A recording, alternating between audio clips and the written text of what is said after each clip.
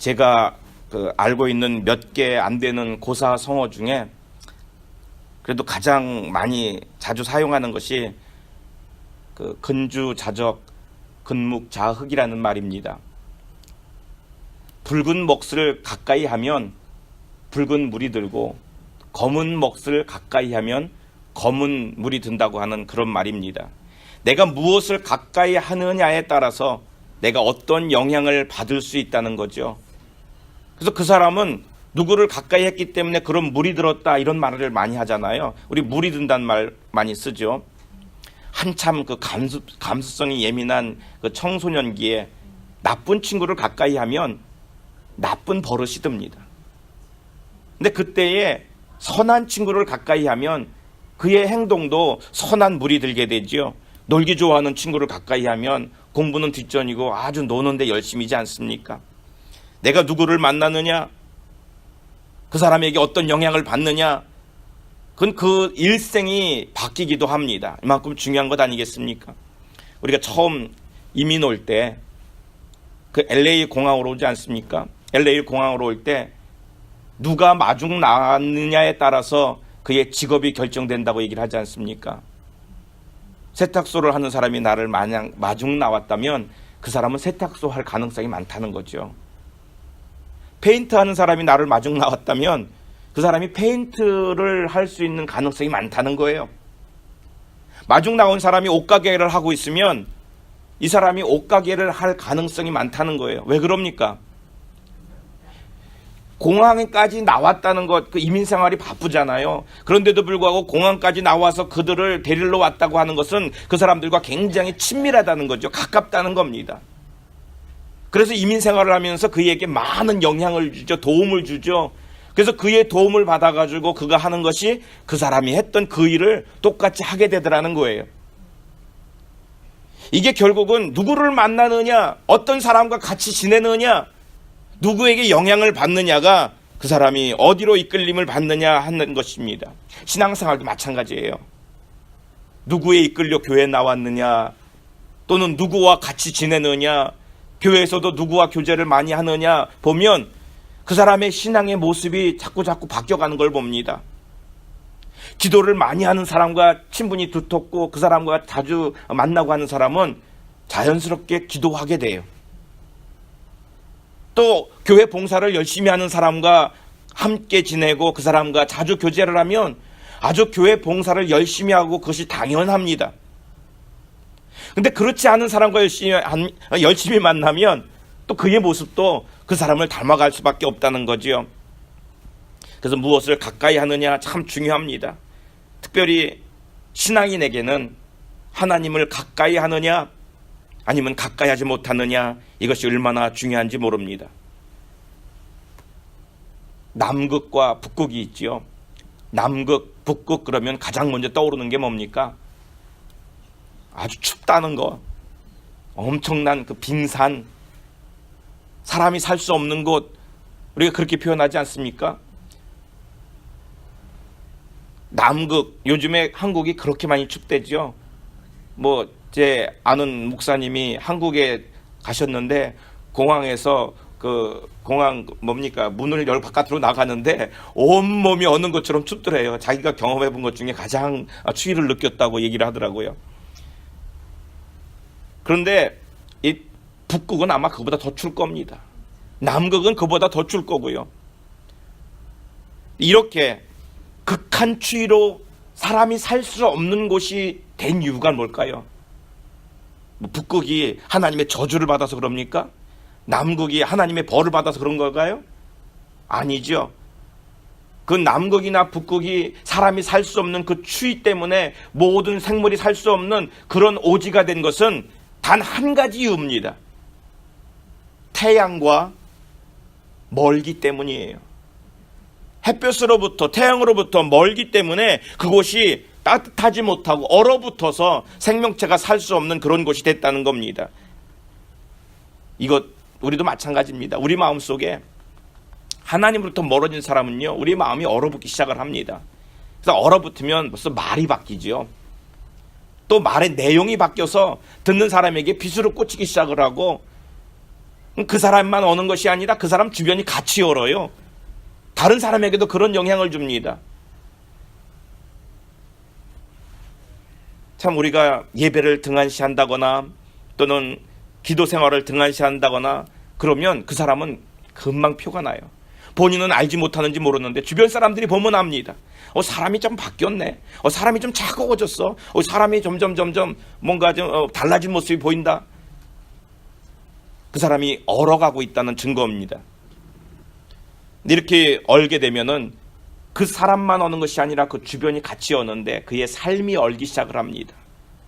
되던 일도 잘 안 되기도 하고요. 술술 풀리던 문제가 얽히기도 하고요. 매듭이 잘 풀어지지도 않기도 하고요. 뭔 일이 꼬이기 시작을 하면 이 모든 것들이 다 얼어가고 있는 거예요. 그러면 우리가 이 문제를 해결하려고 발버둥 치지 않습니까? 인간적인 노력을 얼마나 합니까? 지혜를 짜내고 사람을 동원하고 그 문제를 해결하기 위해서 참 수고를 많이 합니다만, 근데 문제는 뭐냐면 이거는 방법적인 것으로 해결할 수 없다는 겁니다. 방법적인 것에 문제가 있는 것이 아니라는 거죠. 가장 큰 문제는 뭐냐면 거리의 문제라는 거예요. 하나님과의 거리의 문제가 있었기 때문에 생긴 것이기 때문에 문제는 거리를 좁혀야만 이 문제가 해결될 수 있다는 겁니다. 겨울에 눈 많이 오고 눈이 많이 쌓이고 길이 얼어붙고 강이 요즘에는 바다까지 얼어붙는 추위라고 말하잖아요. 우리는 물론 여기서 그렇게 그것에 대해서 실감을 못 느낍니다만 추위라는 것 분명히 겨울에 몰려옵니다. 그런데 아무리 추워도 봄이 되면 이것들이 얼음들이 녹기 시작을 해요. 아무리 꽁꽁 얼어있는 땅도 봄이 되면 녹고 거기서 새싹이 드러납니다. 왜 그럽니까? 봄이 된다고 하는 것은 햇살이 더 강하게 비치기 시작을 했다는 거거든요. 그 말은 태양과 더 가까이 다가갔다는 거예요. 지구가 돌면서 태양 쪽으로 점점 가까이 다가가니까 햇살이 더 강하게 비치고 그래서 이 땅이 얼었던 것들이 녹기 시작을 했다는 겁니다. 문제는 뭐냐면 가까이 나아가면 얼었던 것들도 녹기 시작하는 거예요. 꽁꽁 묶여져 있던 것들도 풀어진다는 겁니다. 우리의 모든 문제를 들여다보면 이건 하나님만이 하실 수 있습니다. 우리 그렇게 고백하잖아요. 하나님, 이건 우리가 내 힘으로 할 수 없어요. 이거는 너무나 커서 너무나 중요해서, 아니 이 문제는 너무나 사람이 감당할 수 없는 문제이기 때문에 하나님, 이건 누가 할 수 없어요. 하나님밖에 할 수 없어요 라고 말합니다. 만약에 그렇게 고백할 수 있다면 그 다음에 할 건 뭐냐면 그 하나님께 가까이 나아가는 거예요. 하나님밖에 할 수 없습니다라고 말한다면 하나님 앞에 가까이 나아가는 것 외에는 방법이 없는 거예요. 얼어져 있는 땅을 녹이는 방법은요, 아무리 거기다 불을 놔봤자예요. 그건 잠시뿐이지 않습니까? 그러나 이것을 녹이는 것은 봄이 와야 되는 것이고, 봄이 오려면 이 지구가 태양 쪽으로 가까이 가야 되는 것밖에 없어요. 하나님께 가까워지면 문제가 해결될 수 있습니다. 시편 73편에는 아삽의시라고 하는 것이 있습니다. 아삽이라는 사람은요, 다윗과 같은 시대에 살던 사람입니다. 성전에서 찬송하는 악사였지요. 그는 그런 직책을 가지고 하나님을 찬양하며 삽니다. 그런데 그에게 아주 현실적인 고민거리가 있어요. 그는 물론 신앙인이고 하나님 앞에 모든 것을 헌신하며 살아가는 사람입니다. 근데 그가 아무리 참고 생각해보고 기다려보고 해도 문제가 해결되지 않고 풀어지지 않는 숙제가 있습니다. 그게 뭐냐면 나쁜 사람들은 분명히 벌을 받아야 되는데, 근데 왜 나쁜 사람들은 더 잘 살고 선한 사람들은, 하나님의 사람들은 더 많은 복을 받으며 살아야 되는데 왜 정결하게 살아가려고 선하게 살아가려고 하는 그 사람들은 이 땅 위에서 이렇게 힘들게 고난을 받으며 살아가는가? 이 문제 갖고 고민을 하기 시작을 하는 겁니다. 하나님, 도대체 이게 무슨 일이지요? 분명히 내가 알기로는 하나님을 사랑하는 사람들, 선한 사람들은 이 땅 위에서 더 많은 것을 누리며 살아가고 복을 받으며 살아가야 될 터인데 왜 오히려 악한 사람들이 판을 치고 악한 사람들이 더 잘 살고 이 땅에서 많은 사람들의 어떤 그 부러움을 받으며 또는 권력을 가지기도 하고 오히려 건강하게도 살고 부를 누기며 살아갑니까? 안타까운 마음으로 그는 고민을 합니다. 그러면서 그가 생각하기는 그래도 이 땅에서 저렇게 누리며 사는 것처럼 보이지만 저들은 분명히 죽을 때 이 모든 것들을 다 잃어버릴 거야. 그렇게 생각하고 그들이 죽을 때의 모습을 보니까 죽을 때조차도 그들은 아주 다른 사람들을 부러울 정도로 다른 사람들이 부러워할 만한 그런 죽음을 맞더라는 거예요. 모든 사람들이 모여가지고 안타까이 여기고 모든 사람들이 모여서 장례식도 성대하게 치르는 모습을 봅니다. 아니, 저 사람들은 이 땅 위에서 그렇게 악하게 살았는데, 하나님이 없이 살았는데도 이 땅에서 자기 마음대로 편한 대로 살고 누리며 살다가 죽을 때도 왜 이렇게 호화스럽게 죽는가? 그는 정말 고민거리에 빠졌지요. 하나님, 이게 뭡니까? 해결할 수 없는 이 문제 때문에 그는 늘 하나님 앞에 이 문제 해결해 달라고 고민하며 살아가기 시작을 합니다. 우리 주변에도 보면 그런 일 있지 않습니까? 교통신호를 참 잘 지키며 살아가는 사람들은 어쩌다가 한번 그 교통신호 위반했는데 바로 경찰에 티켓 받는 거예요. 근데 어떤 사람들은 그냥 노상 티켓을, 교통신호를 위반하는데도 티켓도 안 받고 잘도 다녀요.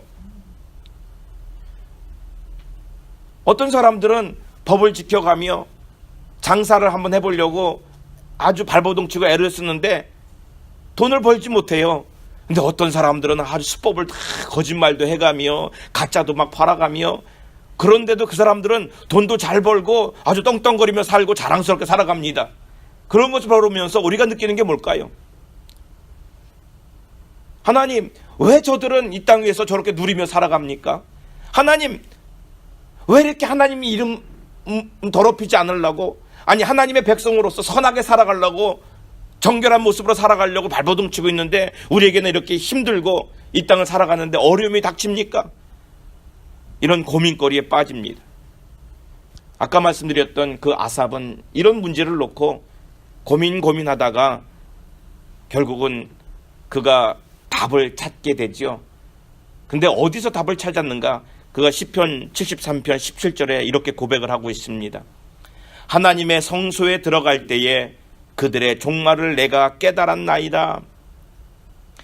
고민하며 씨름했지만 알지 못했고 답을 찾지 못했는데 하나님의 성소에 들어가서야 내가 그것을 깨달았다라고 얘기를 하고 있습니다. 하나님의 성소라고 말합니다. 하나님의 성소는 하나님의 율법 책이 있는 곳이고 거기에는 하나님 앞에 나아가 기도하는 곳입니다. 하나님 앞에 나아가 예배하는 곳이었습니다. 그래서 그 하나님 앞에 나아가 하나님의 말씀이 있는 곳, 하나님이 계신 그곳에 나아가서야 비로소 내가 깨달았다라고 말합니다. 여기서 하나님의 성소에 나아가서 비로소 깨달았다라고 하는 것은 무슨 어떤 건물 그 자리에 갔기 때문에 알았다 이런 의미는 아닙니다. 공간적인 개념으로 그 자리에 아니면 그 건물에 내가 그 자리로 걸어갔기 때문에 그렇다라는 그런 의미가 이런 공간적인 장소의 이동의 의미가 아닙니다. 내가 그 자리에만 가면 자동적으로 깨달았다 이런 의미가 아니라 그 자리에 나갔다고 하는 것은 거기는 하나님의 말씀이 있는 것이고 하나님께 예배하는 것이고 하나님 임재하시는 곳이잖아요. 그래서 하나님께 나아갔다는 거예요. 내가 하나님께 나아갔더니 내가 깨달음을 얻었다라고 고백을 하고 있는 겁니다. 이 말은요, 하나님을 가까이 친밀하게 구체적으로 만났더니 내가 그 깨달음을 얻게 되었다라고 얘기를 하고 있는 겁니다. 모두 다 우리는 신앙생활을 같이 합니다. 그런데 하나님을 어떤 사람은 멀찍이 바라보는 사람이 있고 또 어떤 사람은 가까이 달려가기 위해서 무진 애를 쓰는 사람이 있고 하나님과 친밀하게 동행하는 사람도 있습니다. 같은 신앙생활하는 모습이지만 그러나 하나님을 섬기는 모습은 각기 모습이 다 다르지요. 어떤 사람은 이 문제로 아직도 고민하고 있지만 어떤 사람은 이 문제 하나님과 친밀하기 때문에 그 하나님의 마음을 깨닫기 때문에 하나님이 주시는 그 은혜로 이제 이 문제를 깨닫고 이해하고 오히려 그것에 대해서 감사히 여기며 살아가는 거지요. 여기 말씀을 보면은 아까 아삽이 성소에서 그걸 깨달았다고 그랬는데 그들의 종말을 알았다는 거예요. 지금 겉으로 보기에는 그들이 죽는 모습 이런 것이 최종적인 것으로 보입니다만은 지금 여기서 말하는 것은 그런 의미로서 사용되지 않습니다. 그가 생각하는 것은 왜 그들은 이렇게 이 땅을 살아가는데 하나님을 두려워하지도 않고 살고 자기 마음대로 하고 사는데 저들은 떵떵거리고 살고 저들은 왜 이렇게 건강하게 살고 왜 이렇게 부유하게 살고 가정이 화목해 보입니까? 라고 생각했던 그것은 인간적인 모습으로 바라봤기 때문에 그렇게 보였던 겁니다. 사람의 가치로 생각해서 바라보니까 그것이 떵떵거리는 것처럼 보이는 것이고 그것이 건강한 것처럼 보이는 것이고 그것이 화목한 것처럼 보였던 거예요. 그가 깨달았던 것이 뭐냐면 처음에 출발점이 자기 위주로 생각했던 거예요. 인간의 위주로 생각해 보니까 인간의 눈으로 보니까 그것이 좋아 보였던 또는 그것이 괜찮다고 여겼던 눈으로 보니까 아하 저들이 복을 받았구나 라고 생각했다는 거지요. 문제는요 그것을 바라보는 눈 자체가 바뀌면 그것이 아름다운 게 아니에요. 떵떵거리는 모습이 부러운 것이 아니라 참 불쌍하구나 라고 여기는 겁니다. 안타까운 모습으로 바라보는 거죠. 우리가 사실은 모릅니다만은 우리가 만약에 영화를 본다고 치자고요. 만약에 영화를 보는데 한 버스에 사람들이 타고 가는데 지금 관광 여행을 가는 거예요. 너무나 즐겁게 가죠. 나는 근데 거기 돈이 없어서 못 갔든 시간이 없어서 못 갔든 거기 못 갔어요. 근데 이 버스가 막 가는데 사람들이 그 안에서 놀고 있고 아주 한바웃음을 웃고 있고 나는 거기 타지 못했으니까 참 그들을 보면서 나는 얼마나 불쌍하냐, 난 저기도 못 탔고 저들은 얼마나 행복하냐 라고 여깁니다. 근데 사실 나는 이 영화를 봤어요. 이 영화를 봤는데 이 영화의 종말을 알아요. 이렇게 타고 가던 버스가 운전사의 실수가 되었든 차의 고장이 되었든 낭떠러지에 떨어져서 거기 탔던 사람들이 다 죽은 영화를 봤어요.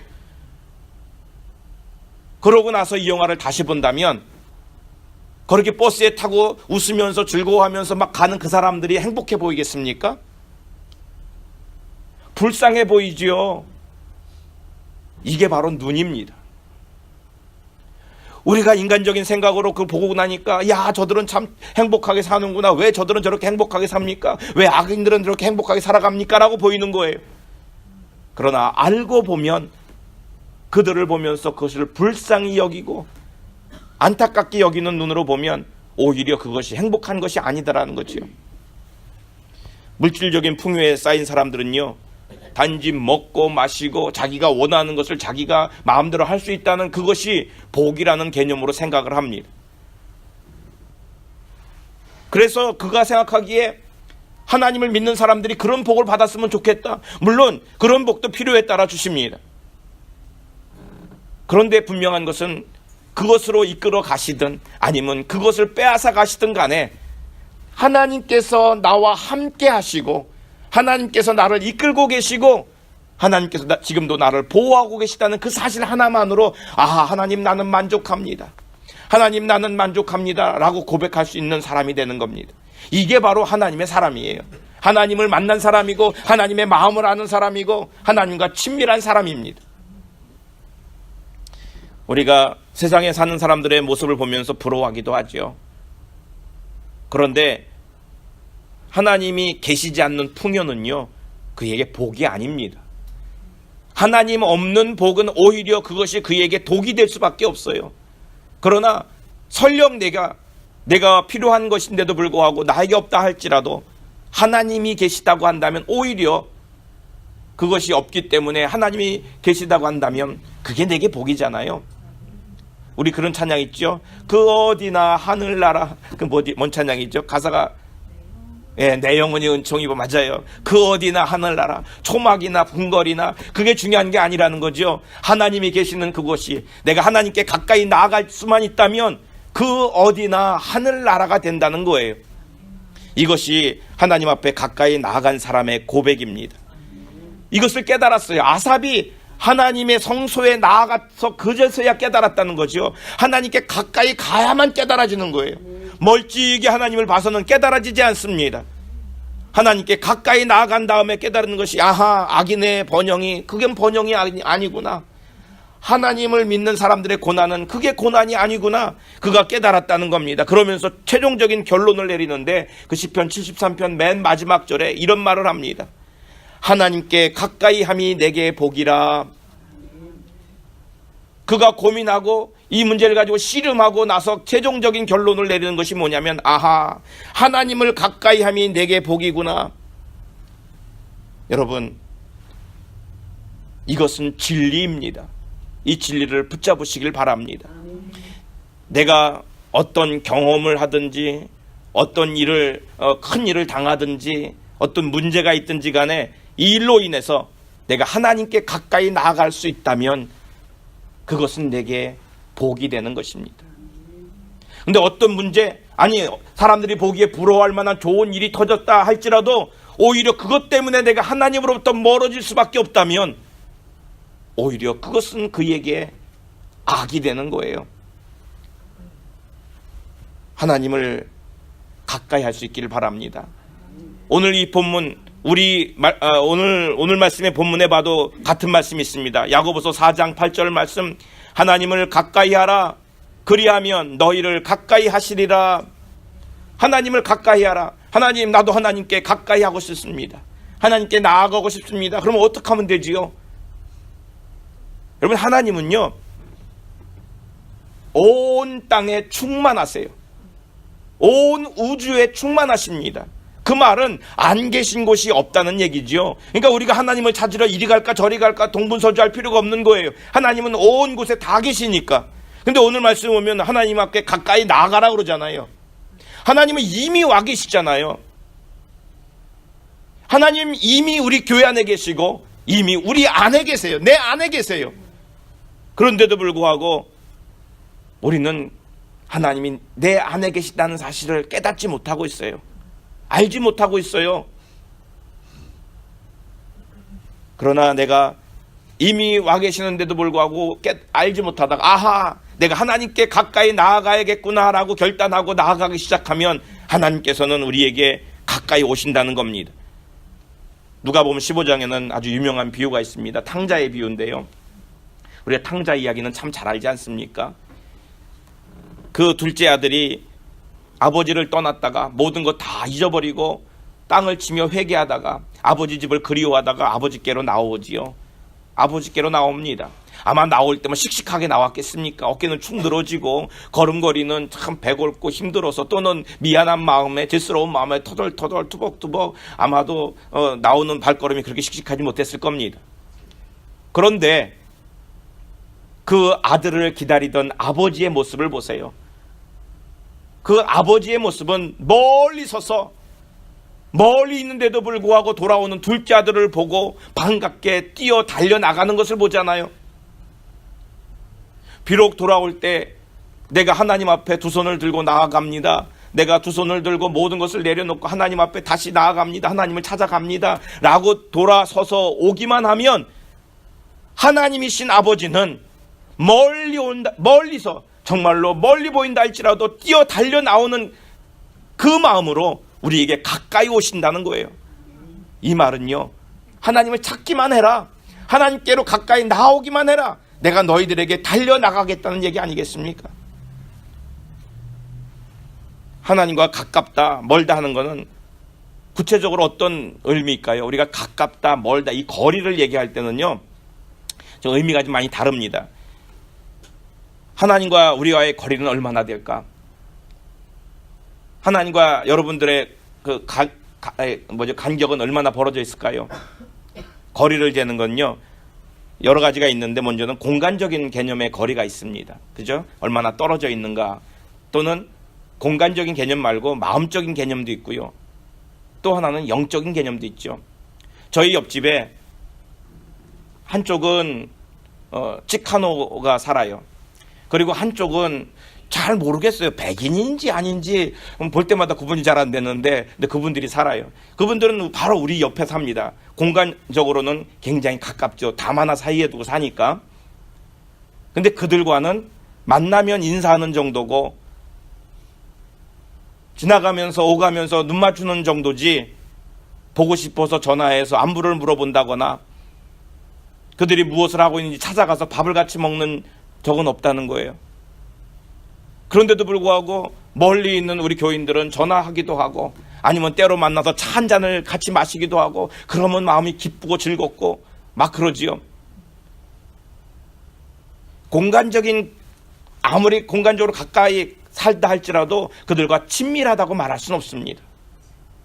멀리 산다 손치더라도 마음적으로 가까이 느끼는 사람들, 그런 사람들은 가끔 한 번씩 만나도 너무 반가운 것이고, 보고 싶어서 지금 뭐 하고 있냐고, 우리 뭐 같이 시간을 보내자고, 차 한잔 마시자고 말하고 싶고 하는 이런 심리적으로 가까운 심리적인 거리도 있다는 겁니다. 뿐만이 아니라 또 한 가지 거리가 있다고 했죠. 영적인 거리가 있어요. 영적인 거리를 볼 수 있는 아주 좋은 예가 있습니다. 엠마오로 내려가던 두 제자가 예수님을 만났습니다. 그런데 그들은 예수님을 보지를 못했어요. 비록 가까이 같이 함께 걸어가는 공간적인 거리가 그렇게 친밀했는데도, 예수님과 대화하는데도 그것을 예수님인 줄 알지 못했어요.